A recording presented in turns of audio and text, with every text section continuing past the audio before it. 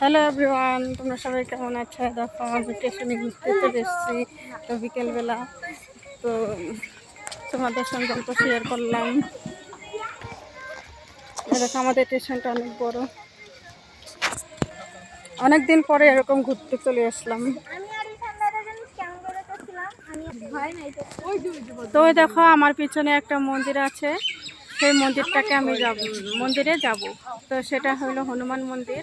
তো ভাবলাম যে বিকেলবেলা অল্প হনুমান মন্দিরে ঘুরে আসি, তাই চলে আসলাম। তো ওরা এখন ওই পারে যাব, ওই পারে গিয়ে তারপরে তোমাদের সঙ্গে আবার দেখা হচ্ছে। তো বন্ধুরা দেখো এখন আমরা হলো রাস্তা পার হচ্ছি, তো এখন যাবো হনুমান মন্দিরে। ট্রেন লাইনটা পার হলাম। দেখো আমি এখানে হনুমান মন্দিরে চলে এসেছি। তো হনুমান মন্দিরে আরতি হচ্ছে সন্ধ্যার সময়, তো তোমাদেরকে দেখাবো।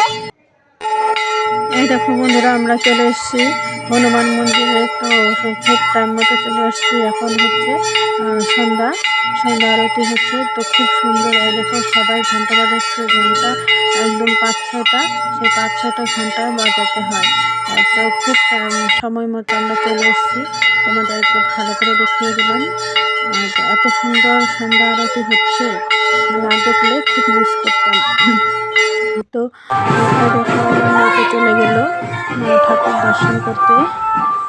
তো তোমাদেরকে দেখাই দিচ্ছি কী কী ঠাকুর আছে। এদিকে আছে কালী মা, আর এদিকে দেখো এই ঠাকুরটাকে তোমরা চিনতে পারো কিনা। যদি চিনতে পারো তাহলে কিন্তু কমেন্ট করে বলবা যে এটা কী ঠাকুর। আর এদিকে গণেশ ঠাকুরও আছে, আর এদিকে হনুমানজিও আছে। তো দেখো খুব সুন্দর হনুমানজি। এদিকে আবার শিব মন্দির আছে। আর এদিকে দেখো এইদিকে যজ্ঞ হয়, যখন হনুমান জয়ন্তী বড় করে উৎসব হয় তখন এখানে বড় করে যজ্ঞ হয়। আর এদিকে দেখো আরতির প্রদীপ, তো পঞ্চপ্রদীপ দিয়ে আরতি করেছে, সেটা আমরা সবাই নিবেদন করলাম। তো তোমাদেরকে ভালো করে ঘুরে ঘুরে দেখাচ্ছি। তো দেখো আমরা যাওয়ার পরে একটা অন্নপ্রাশনের পার্টি এসেছিল।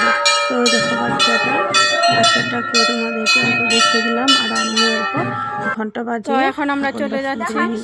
তো তোমাদেরকে দেখাতে পারলাম মন্দিরটা খুবই সুন্দর। তো মন্দিরটা কিরকম লাগলো আমাদের হনুমান মন্দির, তোমরা কিন্তু অবশ্যই কমেন্টে জানাবে। তো এদিকে দেখো আমার মেয়ে বলল যে মা অল্প ভিডিও করা, আমি অল্প খেলবো। তো ও খেলছে।